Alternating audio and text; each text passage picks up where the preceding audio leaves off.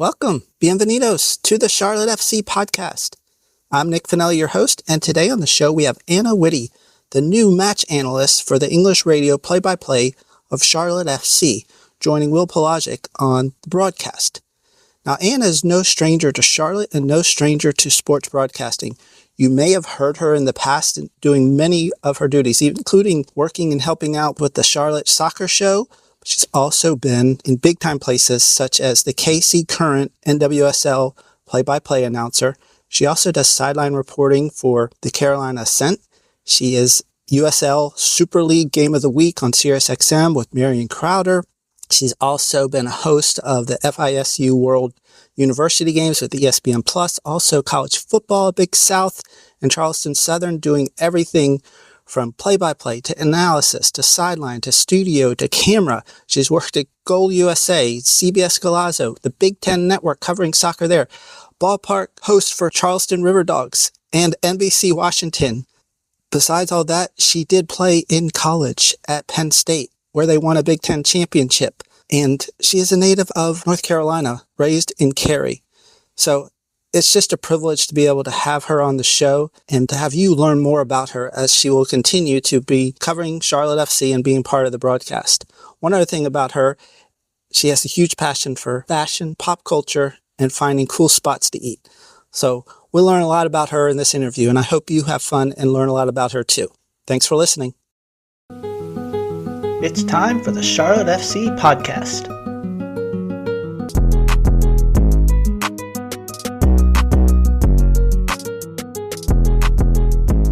Welcome, Anna, to the podcast. Thank you. Thank you for having me. Well, many people know you from lots of different things. As you heard in the bio, I rattled off a million things where you have worked in like so many different places. And yes, a lot of them have been around soccer, but you've done lots of other things.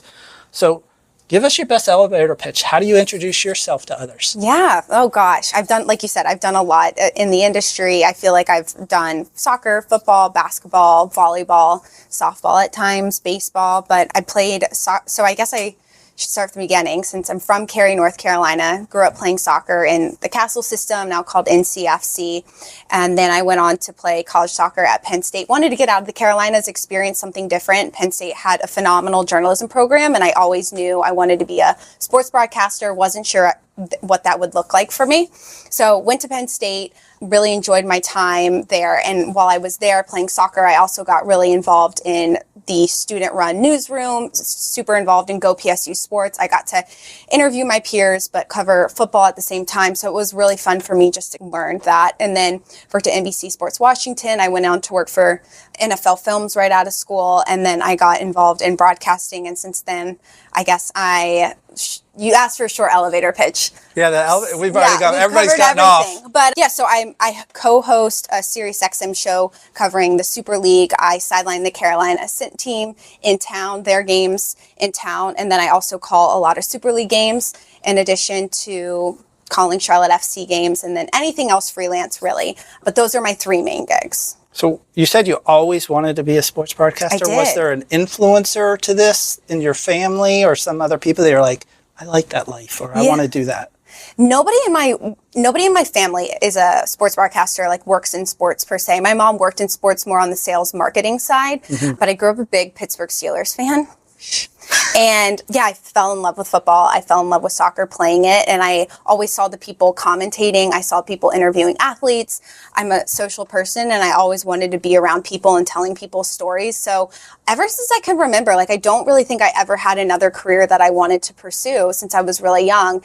And then Penn State, obviously the soccer side was important. But like I said, the journalism side, how big all the sports were at that school, I knew there would be opportunities for me to grow before I became post-grad. Nice. So can you share the story of how you got this position with Charlotte FC? Yeah. So kind of funny. I was just like on a walk one day and my phone rang and it was Amy Martin. And she was like, hey, I'm Amy Martin. I work with Charlotte FC. We're looking to fill the Charlotte FC radio analyst role. Would you want to grab lunch next week? So we grabbed lunch and had a conversation about what the role would entail. And a couple weeks later, they offered the position to me. So it was something that came out of the blue, but really in my life, I feel like in my career, it came at the right time.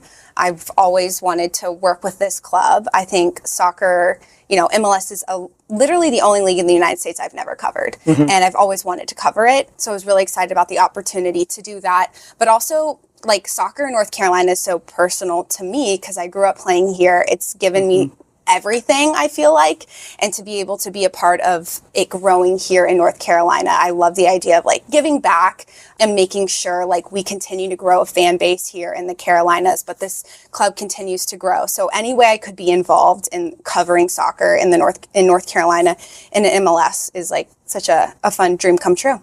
So how did you handle the waiting game? Because that's always hard for people. Waiting. Like you have the conversation, yeah, right. And they're like, "We'll get back to you." I know. Or did you have like just a good feeling, right? And being like, "Oh, I think I got this." Yeah, I think we had a really good conversation with Amy. I kind of, she shared what she wanted for this role. I kind of shared what I would love to do within this role, and I felt like a lot of what we discussed, we were really aligned on a lot of things, and followed this team for a long time, so I knew a lot about the team as well, right? And anything in life, as you know, like is a waiting game. You apply for any job or you have any conversation. So I was really hopeful about it. But once I got the call and she offered to it, I was obviously really excited. Yeah. You're like, come on.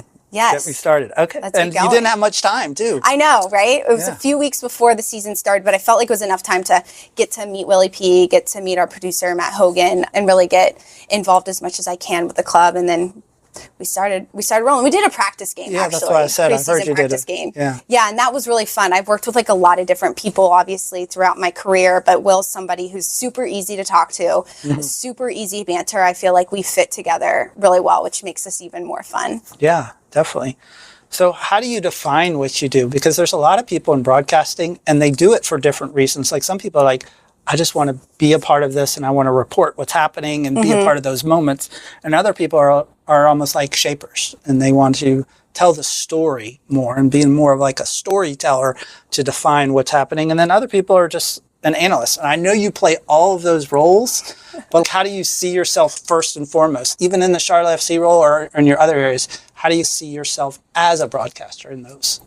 Yeah, great question. Honestly, when people ask me what I do, I say I'm a sports broadcaster because I do cover so many different roles. Like I host, I sideline, I'm an analyst, I can do play-by-play. And I think as I was pursuing this career, I wanted to make myself as marketable as possible. So being able to fit every single role that I possibly can and get reps in every single role.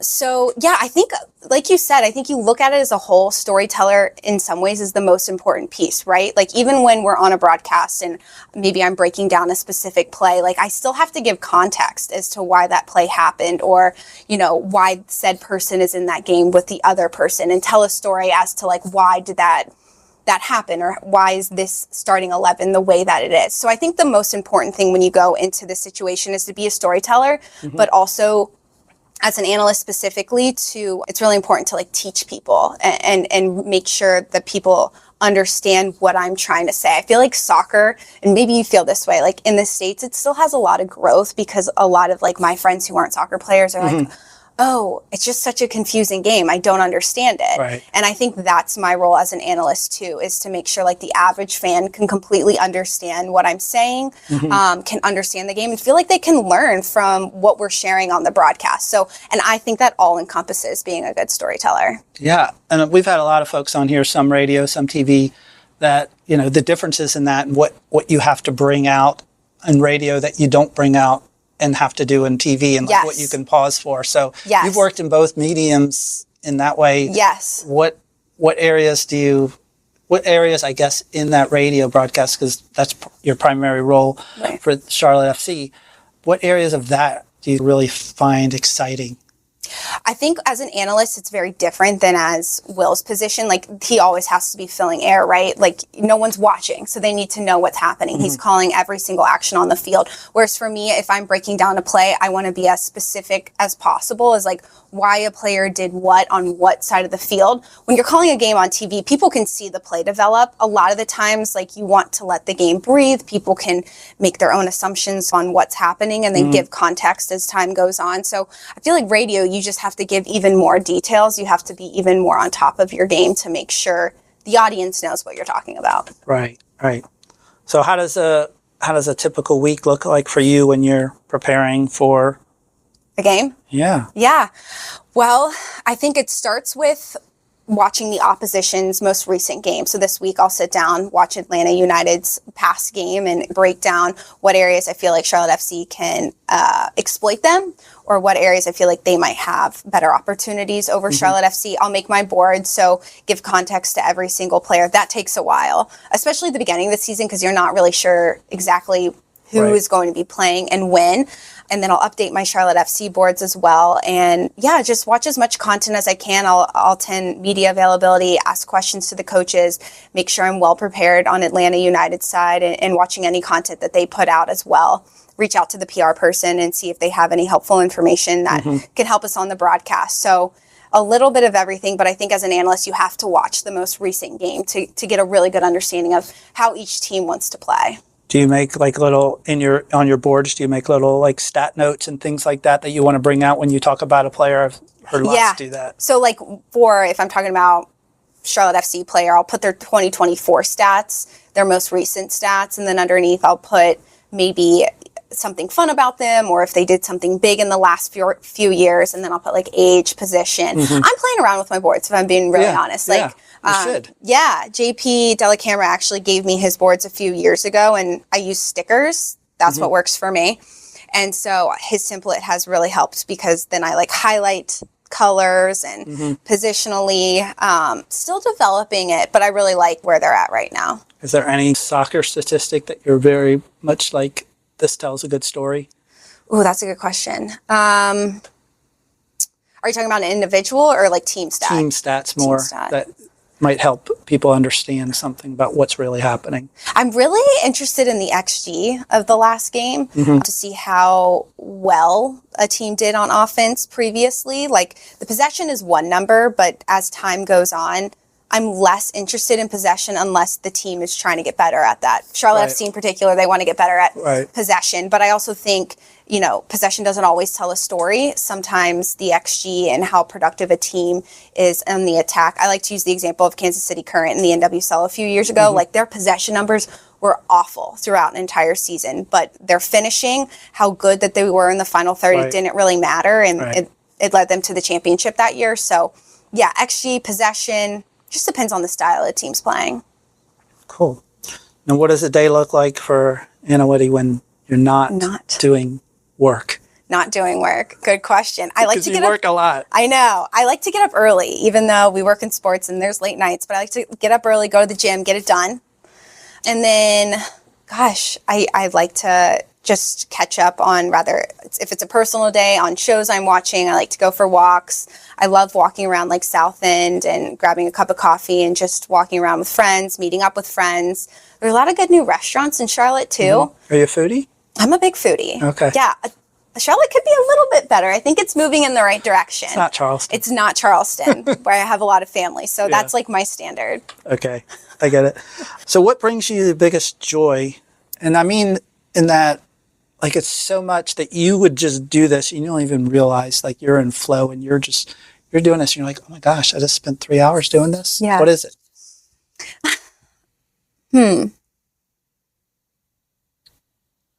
I would say like when I'm like really in the zone, when a game is really good and I'm flowing really well with producer and whoever I'm calling the game with, and we have really good conversation. I think that's so important for a broadcast, is the two people, you can tell when they have really good rapport with one another, and being able to bounce off of them, having a ton of stories to tell, a beautiful day, and like being a part of the action. Saturday's going to be really fun to like be a part of it and to like hear the fans. And, I've called a lot of remote soccer. So I think that's one thing I'm really excited for with Charlotte FC, is like, I know this place gets rocking and I can't wait to experience it. So I think like all of that encompassing makes it for like, you don't even feel like you're working, you know? Right. Yeah. Yeah.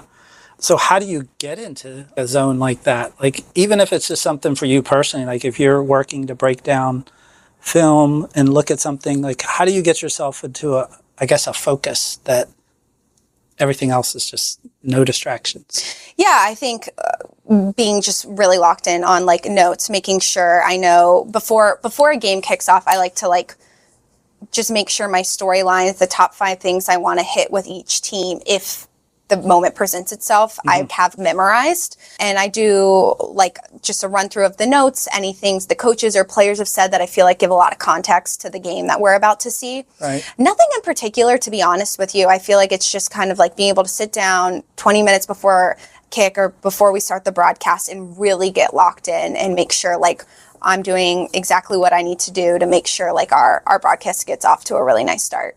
Cool. Now, you talked a lot about working with other people and how important that is. You've also, since you said with all of these skills that you have, you got to do, in these days, a lot of it by yourself. You have to be the camera person. Yes. You have to be the audio person. You have to be the video. You have to be the announcer. You have to be the writer. You have to do so many roles. But when you work with someone else, like you kind of split some things and there's other people doing. How do you get the most out of the person you work with? Yeah, I think communication is the most important thing in this role, especially when you're working with somebody else. Rather that's telling them, hey, first of all, Matt, me and Willie sit down before every single game, like a day before, and make sure we know exactly what we want to hit on the pregame so that I can be best prepared for what Willie's going to throw at me in pregame, but also having conversations with him about, what I want to cover, what I'm going to be watching for, so that he's best prepared for when he sees that happening, he knows I'm going to have a comment on it. So he can be quiet.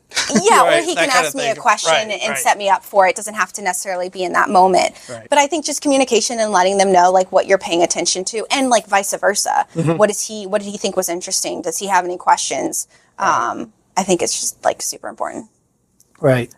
What is the most challenging part? Not only just because you do the Charlotte FC stuff, but you're still doing all these other things. What is the most challenging about your life right now? Staying organized, making sure that I have a list of exactly what's going on and making sure I can attend as much as I possibly can for everything that I'm doing.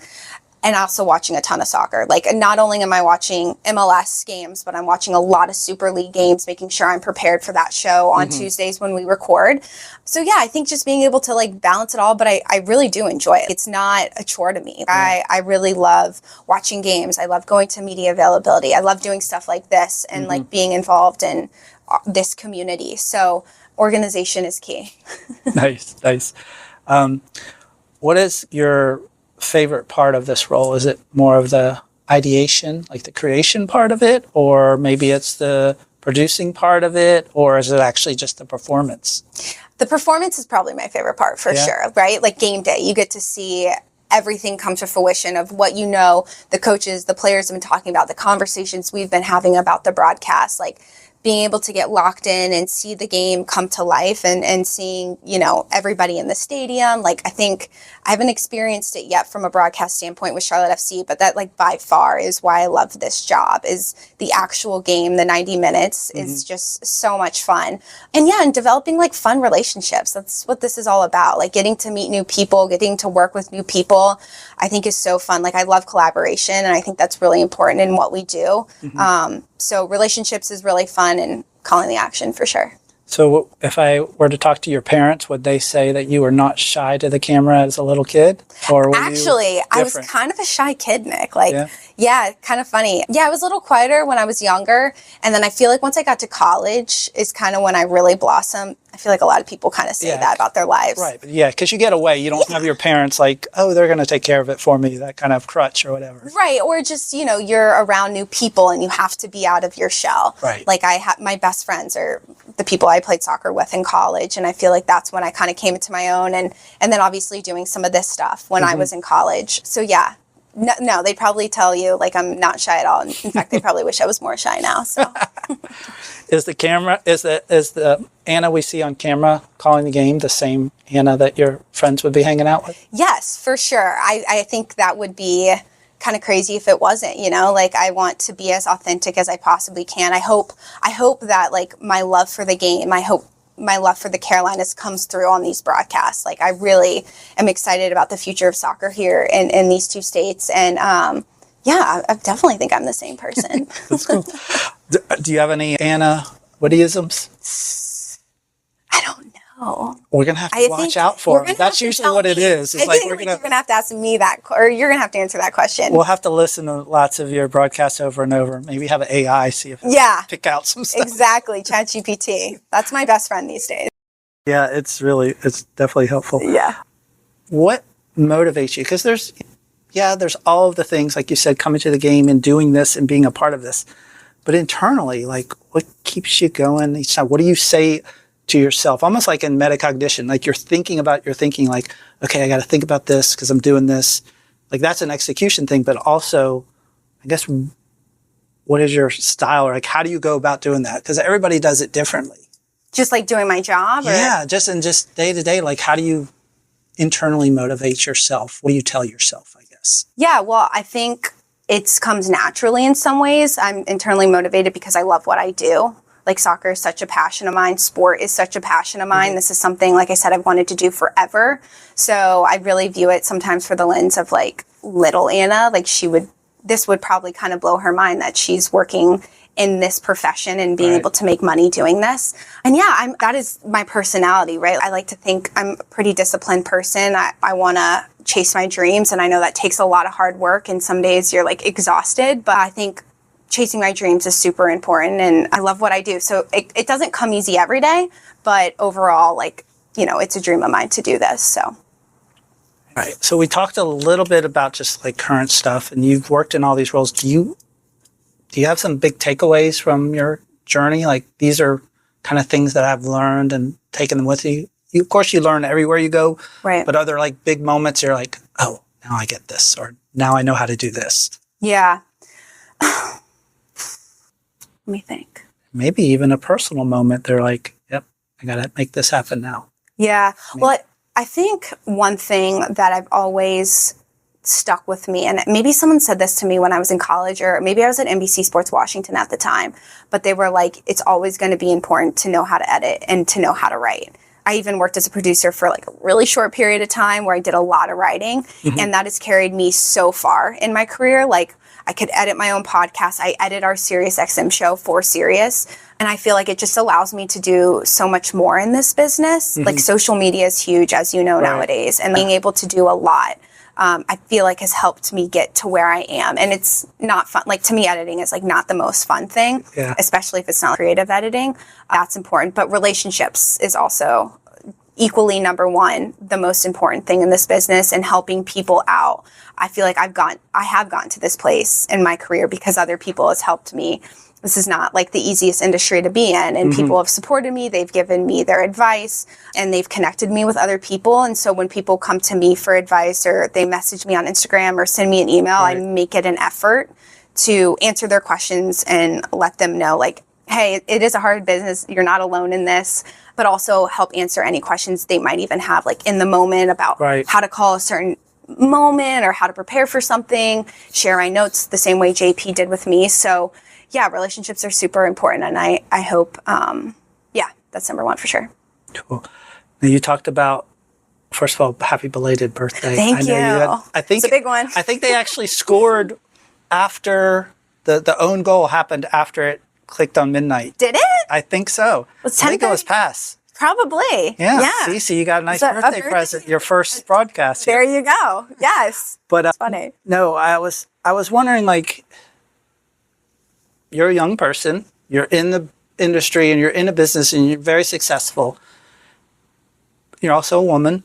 How does this industry, especially working in calling men's sports, that, you know, there's still ground that has to be broken and still people need to see? I mean, Jessica was before you here, and that was part of what she was showing and other things. Mm-hmm. How do you see it in your role as, you know, as having that importance of carrying that on?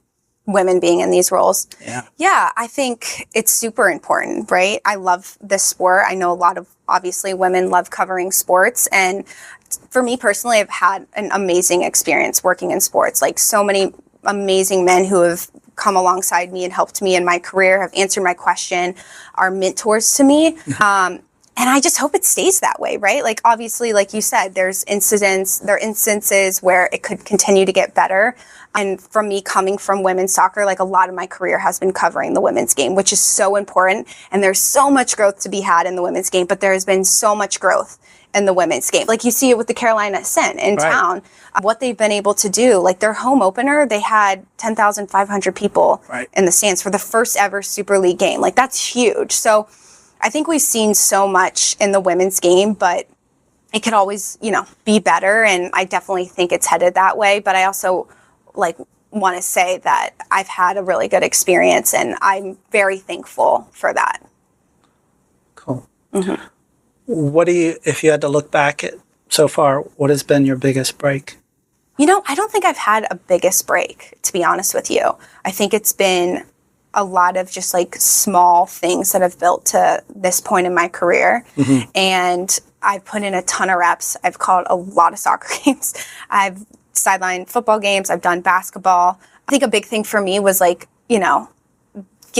covering the Super League, being able to host that SiriusXM show. I've always wanted to be able to host a little bit more. And those are hard things to get, Right. That was huge. I feel like covering the NWSL draft was really fun. But I would think overall, it's a building block for me so far in my career. I can't think of one thing where I'm wow, that put me in a different category that maybe I didn't feel I was in before. Right. Or maybe, somebody gave you a chance when nobody else was out there trying and somebody's like, here, we want to give you an opportunity. Here's a good example. I used to cover Kansas City Current. I was their play-by-play for all of their home broadcasts last season. And the season before, it was a filled role, but there was somebody who couldn't make a game. As you know, soccer season's long. And they called me up and were like, hey, can you come out to Kansas City and call this game? Right. And so I called a few games the year before, and I did a good enough job that they offered me the position the year after. So I think that's a great example of being ready for when somebody calls, when somebody like Amy calls, and taking full advantage of that opportunity and doing the best that you can. Cool. Mm-hmm. Do you have a match day or even a work day ritual? I know you said you like to go work out early, but is there something you do particularly on match days that kind of gets you ready? Not really. I'm not super superstitious. I'd say one thing I do pretty religiously is I have avocado toast every single morning. I actually make my own sourdough bread, so I'm super into that right now. You and Ben Bender have to. Oh, really? Oh, yeah, he makes sourdough bread. Oh my gosh, I'll have to ask him about that. He's got all sorts of opinions. Okay, well, he might be able to help me because I feel like in the winter, my starter doesn't do a good enough job of rising. I'll have to ask him about that. That's good to know. So anyhow, no, not necessarily any rituals. Depends on what time the game starts. But I like to eat a few hours before. And then, I wish I had something no special music for you. or anything that you just not a huge get music you hyped person. Up? Yeah. I coming into the stadium definitely gets me hyped up. Mm-hmm. More of a podcast person. Same here. You too? Yeah, I don't really listen to much. Yeah. It's more of listen to people talk and explain things and share. Yeah. So I listen to a few different people, but no, I don't really have anything. I'll let you know if that changes this season. Okay. Yeah.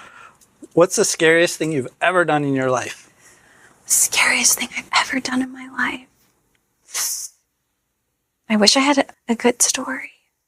Can I say the scariest thing I've ever done was pursue this business? I feel like it's a risk, right? Yeah, so when I was at NBC Sports Washington, I was a video editor, but I started no one was covering DC United or the Spirit. And I was like, what are we doing? Let's have somebody go out to these games or the trainings and just, interview people and see what happens. So I started doing that and doing in our studio when they weren't filming shows. I had a friend shoot me doing stand-ups talking about both teams and giving a quick rundown that we would put out on NBC's social media.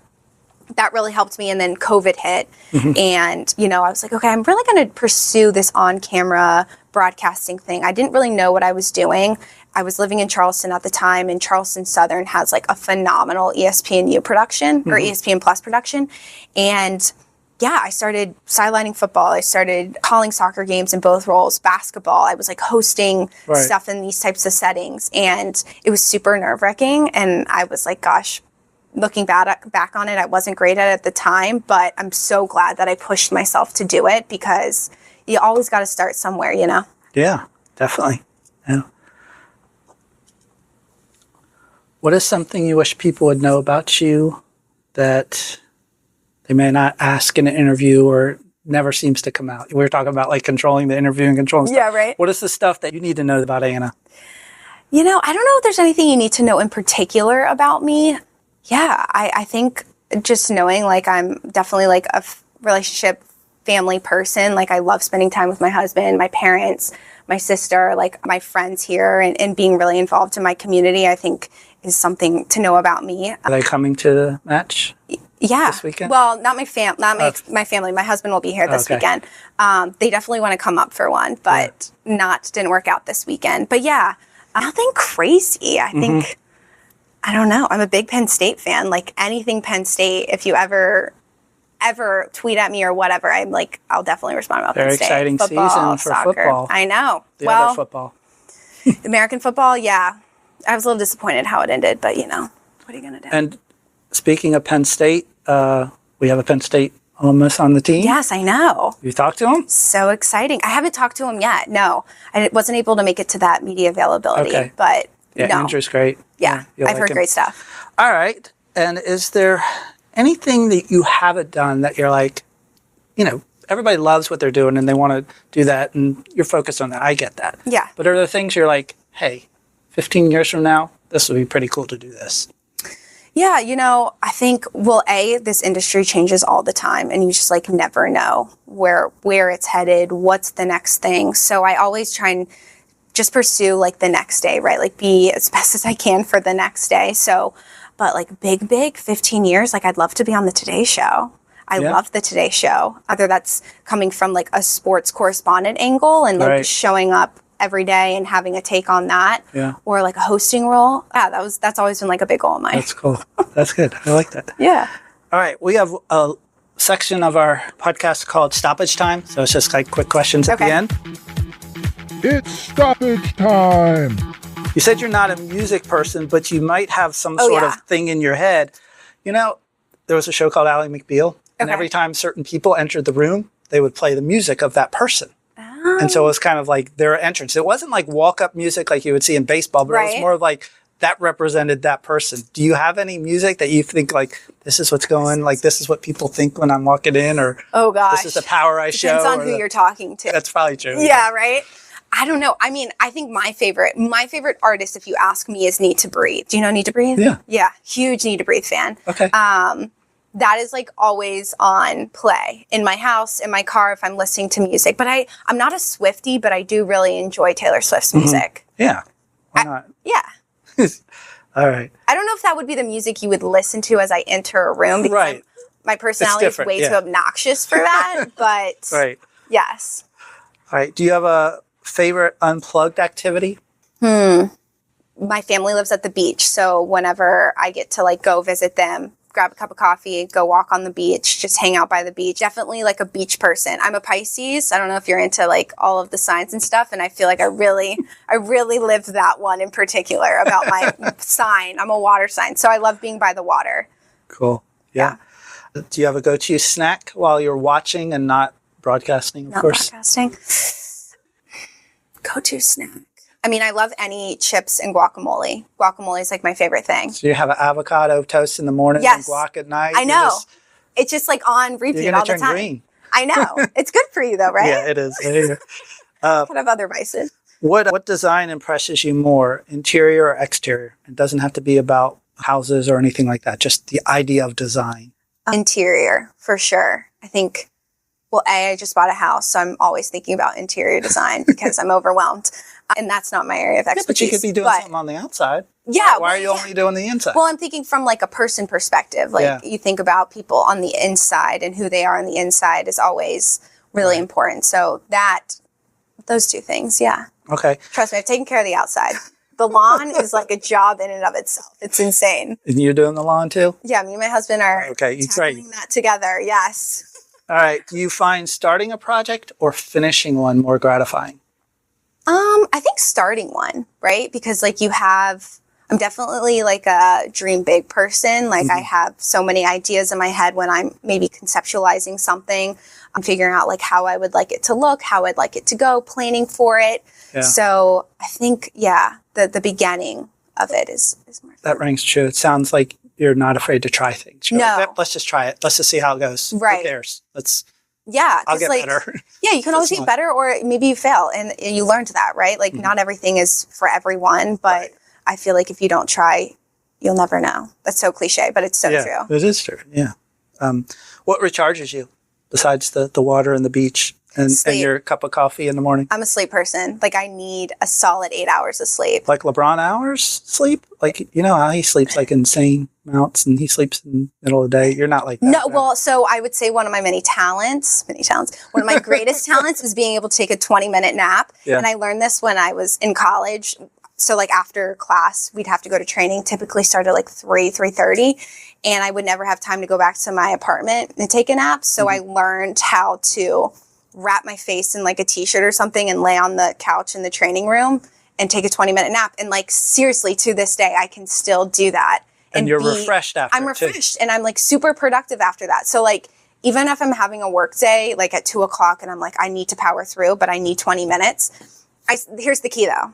You have to set your alarm for 22 minutes because it will take you a few minutes to actually fall asleep. Yeah. But 20 minutes, I have an Oura Ring now, and I know it works, huh? It's working for me. Yeah. All right. Cool. Cool. All right. Last question. Okay. What position would you most like to play if you were out on today's MLS? Yeah. And then I know they need a left back, right? And you're a defender, right? Yes. Yes. I'm left-footed too, so left back. You need to talk to Dean on Thursday and say, you know what? I think I'm good. I like where I'm at. I don't enjoy that kind of running anymore. So what kind of player were you?